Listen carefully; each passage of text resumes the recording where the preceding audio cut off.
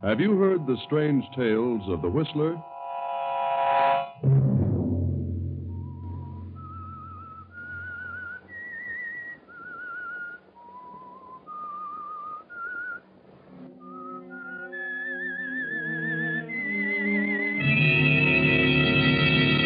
I'm the Whistler.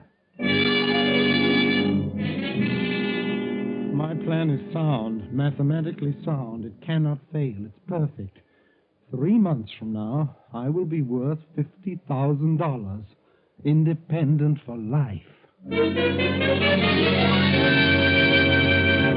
Another Sunday night, and again CBS presents The Whistler.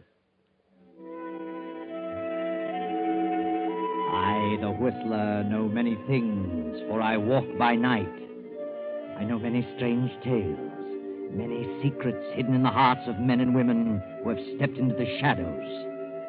And so I tell you tonight the amazing tale of Fool's Gold. Herbert Lang is chief teller of the Amalgamated Bank. A thrifty man of 43, Herbert has been an employee at a small salary for over 20 years. Honest and punctual, his reputation is above reproach. Herbert is thin, slightly bald, bespectacled, and unmarried. Herbert is a poor man, but he has a plan. He won't always be poor, because he's developed his plan for 10 years, and 10 years should bring mathematical perfection to any plan. For 5 years now, it has been working. And by the 1st of June, 3 months from now, I will be worth $50,000.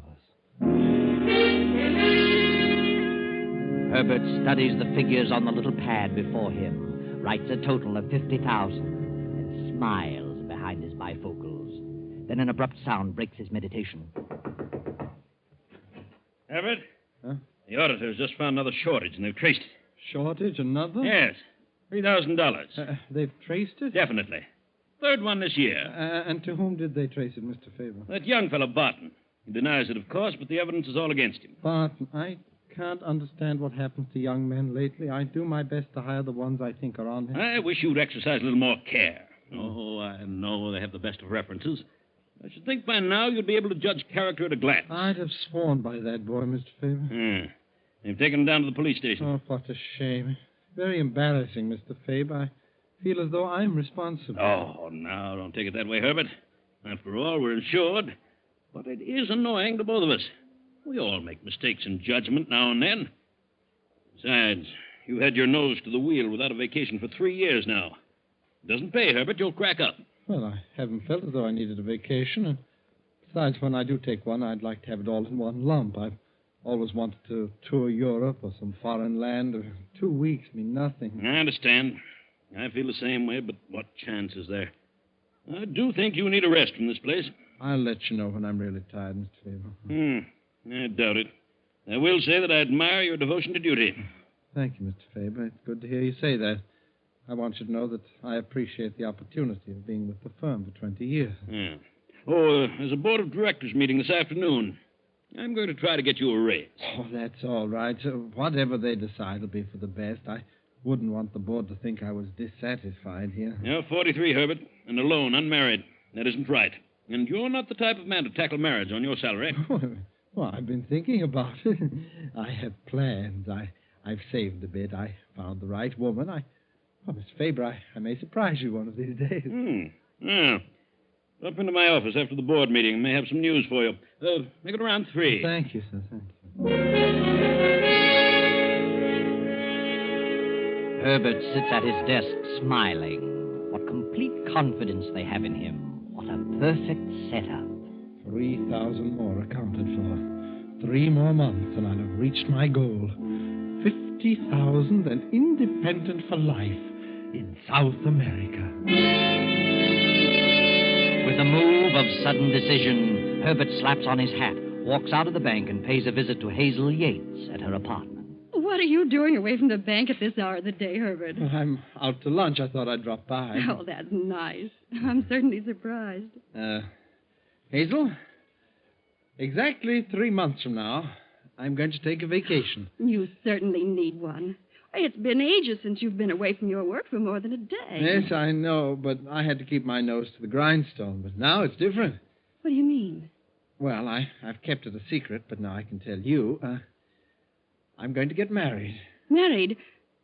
Herbert, you're going to get married. That's right. But I thought you never considered marriage because you felt you couldn't support a wife. That's true, but now it's different. I didn't want to say anything till I was sure. What are you talking about? Hazel, for several years now, I've been working on a problem, a plan that cannot fail, because it's mathematically correct. What? Herbert, you frighten me. It has to do with the stock market. I've worked it over and over. Stock market? Gambling? Oh, no, not gambling. Not the way I worked it out.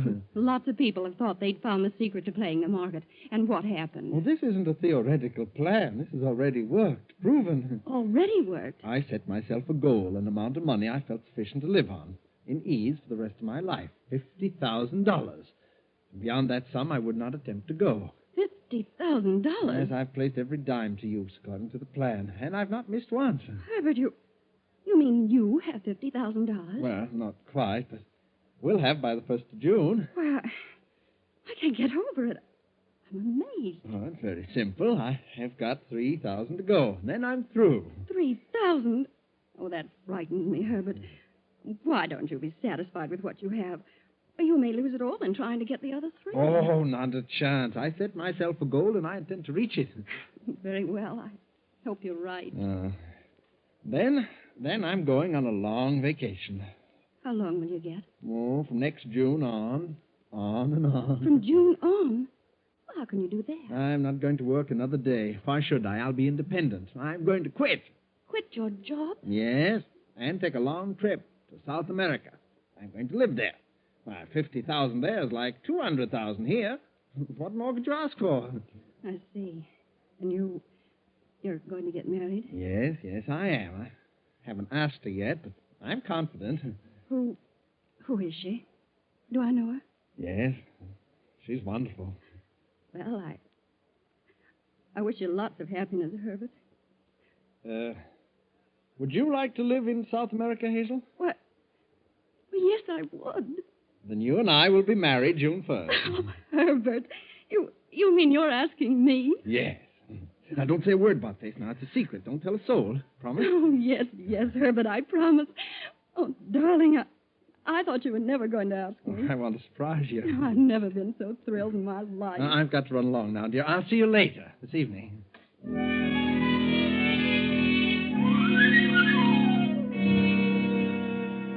Yes, everything is working perfectly for Herbert Lang. A 10-year plan just cannot fail. A few months from now, and he will be independent.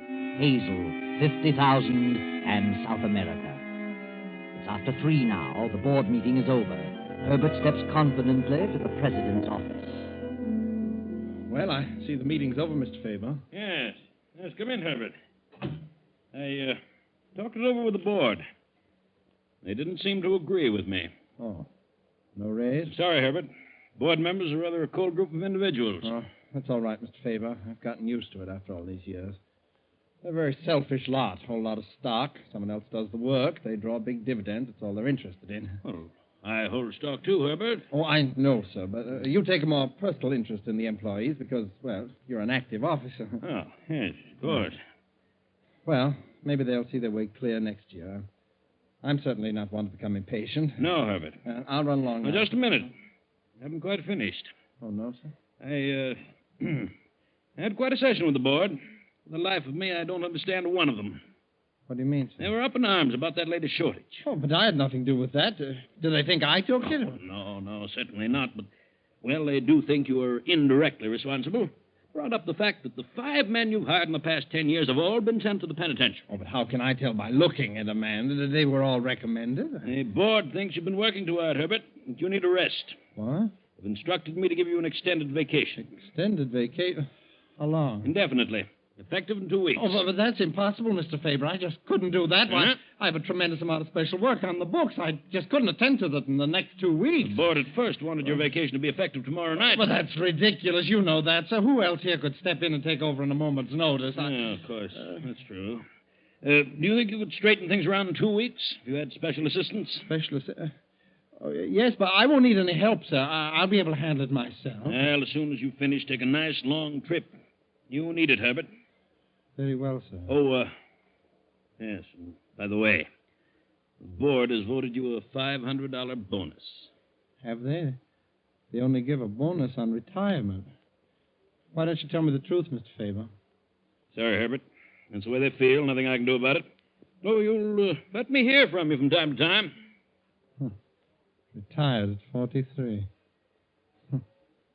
Well, good night, Mr. Faber.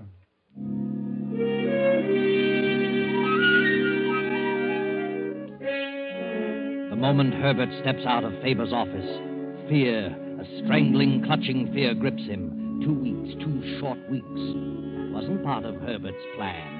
This is something he hadn't counted on. He's 2,000 short of his 50,000 goal. He'll have to let it go at that and be satisfied. And only 2 weeks to fix the books to cover the new $1,000 shortage. Night and day he works alone, works feverishly. Then on the 10th day, he has accomplished his plan. The books balance. Everything is perfect. Things worked out sooner than I expected, Hazel. We needn't wait till June. We can be married tomorrow and sail the next day. I've arranged passage. Why so soon, Herbert? I thought we could have a regular wedding. No, I think we better leave now. Sooner the better. Oh, all right, Herbert. Whatever you say.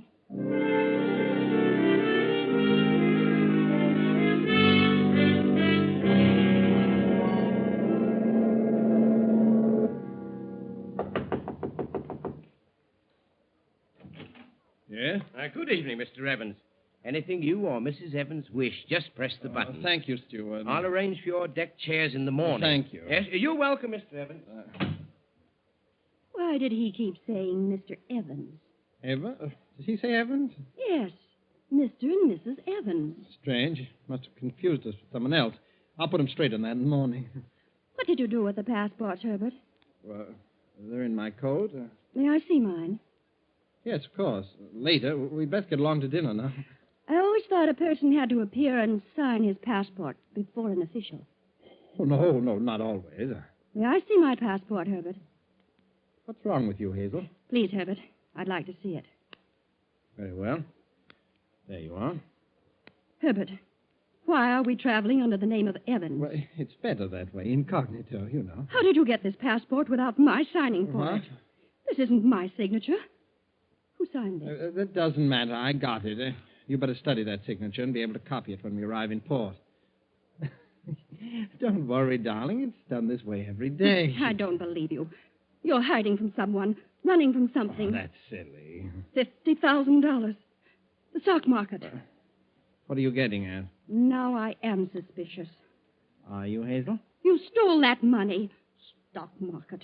Well, you never made a dime on the stock market in your life. Aren't you being a bit silly, Hazel? So this was your plan.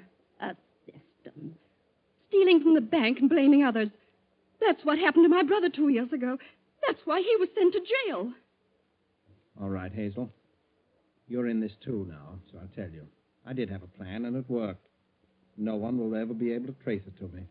And I'll take care of your brother later. I've sent all the money to a man in Brazil, man I know. Sent him several packages and asked him to hold them pending my arrival. He doesn't know what's in them. What man? Well, his name is Pedro Gonzalez, big coffee plant outside of Rio de Janeiro. I see. You and I are the only ones who know, Hazel. Supposing I tell what I know. You'll be an accomplice? But my brother will be cleared.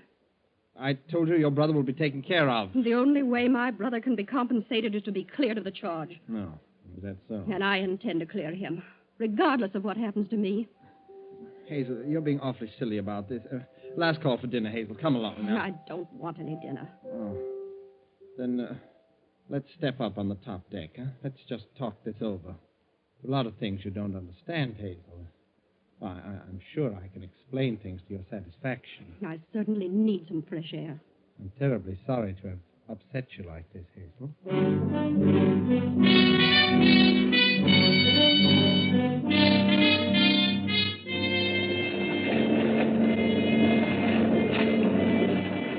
The tossing liner plows on through the darkness. The wind sings mournfully through the masts and cables. Herbert cannot sleep. Herbert is worried. His plan worked. It was perfect. They'll never trace the money to him. But Hazel presents another problem. It is morning now, 9 a.m. The steward steps up to Herbert's stateroom door. But, Hazel, why don't you look at this sensibly? It isn't as though I'd done a murder. Why take on so? You aren't the first woman who discovered something about her husband. I made a mistake, and I'm sorry. It's done in the past. Now, why not look forward to the future together? Yes? You rang, sir. Yes, well, my wife isn't feeling well this morning, steward. Oh, I'm sorry, sir. I'll have something sent down, darling. Is breakfast still being served, steward? Yes, sir, for a few minutes yet. Then come along, please. She'd better have something light, grapefruit, coffee, and dry toast. Yes, sir. And how about a soft-boiled egg? Well, is she seasick? No, she isn't seasick. She's just emotionally upset, you know. You know how a woman gets sometime over nothing. Oh, yes, I know, sir. I think an egg will be nice. Very well. Grapefruit, coffee, toast. Dry toast. Dry. And an egg. Take about 15 minutes or so. Here's the coffee shop, sir. You'll get quicker service here. Oh, thanks, steward. And good luck, sir. What? What do you mean? Well, I married myself, and I know how it is. Women are just naturally suspicious creatures and jealous of everyone. Jealous of your past and your future. Yes, I know. And how long have you been married, sir? Not long. Well, she'll get over it. Be sorry. Get over what? Well, I just couldn't help hearing when I came to your door just now. You pardon me. I better get my order in. Oh, yes, it's after 9. By the way, if you're in the mood, there'll be games and contests on the after deck, topside, starting now. Horse races, 50 cents a ticket if you care to gamble. I know, but I don't gamble. Oh, well, then you'll find plenty of other things to keep your mind off your troubles. See you later, steward. Herbert steps into the coffee shop, orders his breakfast. But try as he might, he can't keep his mind off his troubles. His troubles and Hazel. He ponders over the thousands of dollars in the cork-lined, waterproof package hidden in his trunk in the stateroom. Wonders if Pedro Gonzalez will meet the ship outside the harbor as planned. 15, 20 minutes pass. Then... Mr. Evans! Mr. Evans! Yes, what is it? What's wrong with you? It's your wife, sir. It's your wife. What are you trying to say? She isn't in the stateroom. No sign of her. Well, she must have decided to walk around. No. Will you calm down, please? Look at this. I found this on the dressing table. A note? Let's have it. It must have just happened, sir. It says 9:10 a.m. Herbert, I cannot reconcile myself to such a situation. The very thought of being married to such a man as you sickens me to the depth of my soul. I can't go on. And don't think you will escape punishment for the suffering you've caused. Goodbye. Hazel. He's jumped over. 9:10. Just 12 minutes ago. I was a little fool. I'll phone the bridge. Give me the bridge. She was out of her mind. Bridge? Stop ship. Man overboard. Man overboard.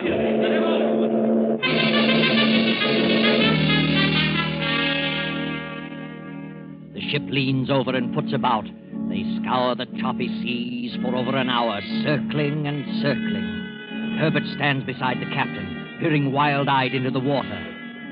Finally, the captain gives up hope, orders the ship to resume its course, and invites Herbert to his quarters. Sit down, Mr. Evans. Thank you. Come in, steward. Yes, sir. Well, we've certainly done our best, Mr. Evans. No one can deny that. Yes, Captain, I know it, and I appreciate your effort, but the sea is very choppy. It would be hard to find anyone. As you know, we'll have to ask a few questions. Yes, I understand. This note was written by your wife at 9:10 this morning. Yes, sir. Do you recognize it as her writing? Well, of course. It's hers, all right, Captain. I checked with her passport signature. Mr. Evans, how long have you been married? Just a few days. We were on our honeymoon. The tone of this note indicates that your wife was terribly upset about something she had discovered. That's right. I tried to reason with her, but she refused to see my side of it, I guess. What was she referring to in the note? I can answer that. I'm not asking you, steward. Oh. What was she referring to, Mr. Evans? Well, she was referring to another woman. She'd found out about another woman, a woman I'd known previous to our marriage. Did your wife threaten you? No. Did you threaten her? Certainly not.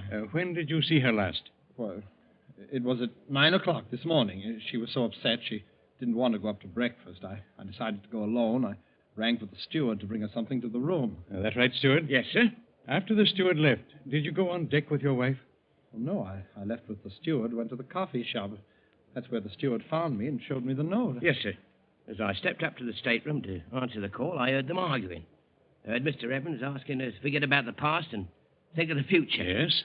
And he told her he'd have me bring something down. Him and me walked along the corridor up to the coffee shop. He told me what to bring her, and I got it, and when I returned to the room, she wasn't there. I found a note on the table and ran for Mr. Evans. Then I phoned the bridge. And you didn't leave the coffee shop, Evans? Oh, I did not. Ask the coffee shop steward. Are you trying to infer that I pushed my wife over? Certainly not. We just want all the facts. We're on the high seas, you know. And this represents a court of inquiry. Coroner's jury, so to speak. I see. Mr. Goodman, my first officer here, the ship's doctor, and I will make a decision. What's your opinion, gentlemen? According to the steward's statement and the note, I'd say suicide. Mine is the same opinion. Very well. I agree with you. It's quite obvious that she committed suicide. Enter the findings in that manner, Mr. Goodman. Yes, sir. I'm very sorry about this, Mr. Evans. Please accept my condolences. That'll be all, gentlemen.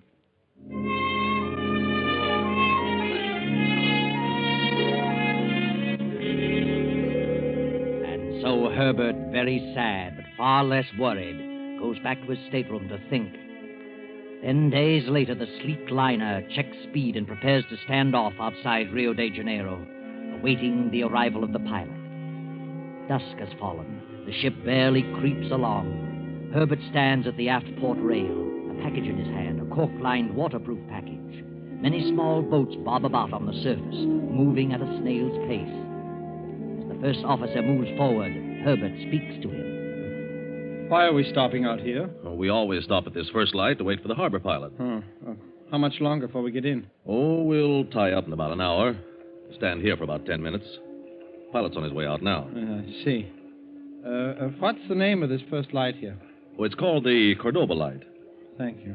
Why don't you come up forward? There's nothing to see from back here. All the excitement will be up ahead.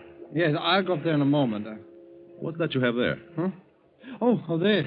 Camera? No, it's some manuscript. Why the oilskin wrapping? You think we might go down? Oh, no, Well, I guess I am a little superstitious. After all, we did sail on Friday the 13th. Well, I'll see you up forward.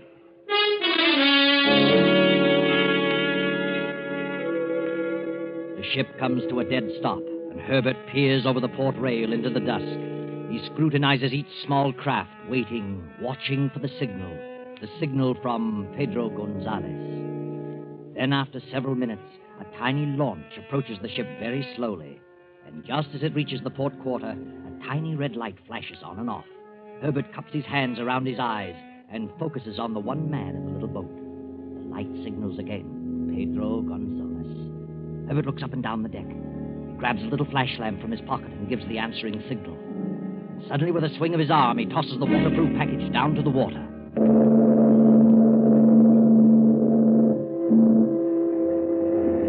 He's got it. Good work, Pedro.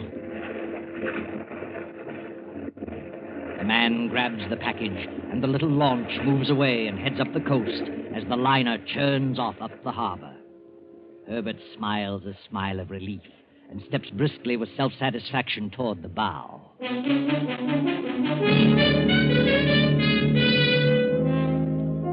And now, 3 hours after docking, Herbert waits in a little waterfront cafe, waits impatiently for Pedro Gonzalez to keep the rendezvous. But Pedro is already an hour late, and Herbert has begun to worry. You would like more wine, senor? Huh? Oh, yes, please. I'll have another wine. By the way, waiter, do you know of Pedro Gonzalez? Pedro Gonzalez? Si, senor? Oh, have you seen him this evening? No, senor. Oh. Well, bring me the wine, please. I'll wait a little longer. Si.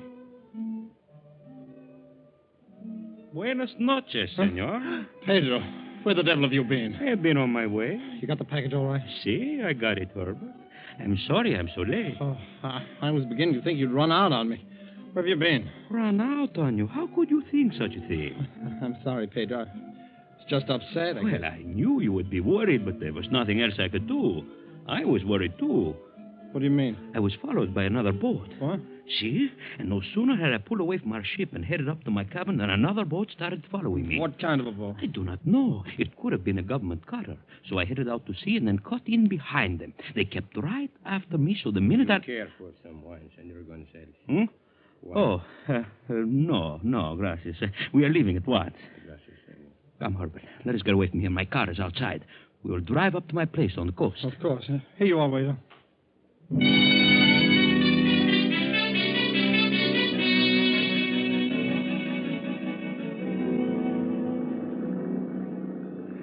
I bought this shack on the beach I told you about for this purpose. A fisherman's shack. Do you know what I call it? Casa Dinero. House of money, eh? I have done a little fishing, but only as an excuse for having the boat. Well, how's everything in New York, eh? I always liked New York. Did you? Perhaps next year I will go back there for a visit and live in style, eh? Of course, you will have to stay down here for quite a while until this blows over. Maybe not. They can't trace anything to me. How much did you get? Well, according to our agreement, your share should be $5,000. $5,000. Beautiful, wonderful. But look, I want to know about this boat that follows you. Well, I was plenty worried, so instead of landing at my place, I landed half a mile up on the beach. The second I got out, I picked the spot and buried the package in the sand. I was afraid they would follow me to the shack. Oh, but you agreed that you'd hide it under the floor in a gas I can. ask you, Herbert, what would you have done? I was not taking any chances. Oh, and just where did you bury it, Pedro? Oh, it is easy to find. A half mile up the beach and 50 feet from a small... What is it, Pedro? What's the matter? There is a car following us. What? Maybe the police. Police? Step on it, Pedro. Why should the police follow us? Hurry, Pedro. They're gaining on us faster. It is wide open.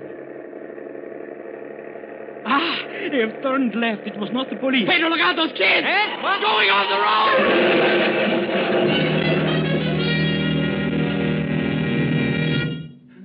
Pedro, you didn't hit them. Pedro, are you all right? Pedro, can you hear me? Pedro, tell me, where is it? You've got to tell me. The money. Pedro, where did you bury the money? You can't die. You've got to tell me. Pedro, where did you go? But poor Pedro was dead, quite dead. And with him died the hopes, the plans, the 20-year plan of Herbert Lang, the perfect crime that ended in failure. Herbert was a thief, but worse still, he followed it up with murder. Oh, yes, Herbert killed Hazel, choked her, and threw her over the first night out. She wasn't in the room that following morning. The steward only thought she was. And Herbert himself forged the suicide note. For 2 years now, a thin, emaciated, glassy-eyed figure has been wandering around a Brazilian beach, digging holes in the sand. No one knows why, and no one cares. Just another simple-minded derelict. And poor Herbert Lang will go on digging for a long, long time. I know.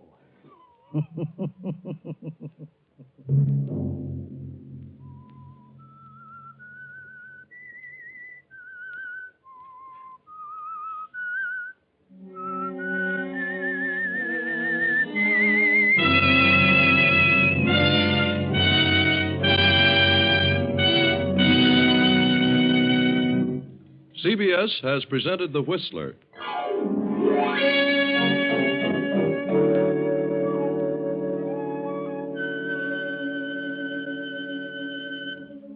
Original music for this production was composed and conducted by Wilbur Hatch. The Whistler is written and directed by J. Donald Wilson and originates from Columbia Square in Hollywood. Next week, same time, I, the Whistler, return to tell you another unusual tale. Good night. this is the Columbia Broadcasting System.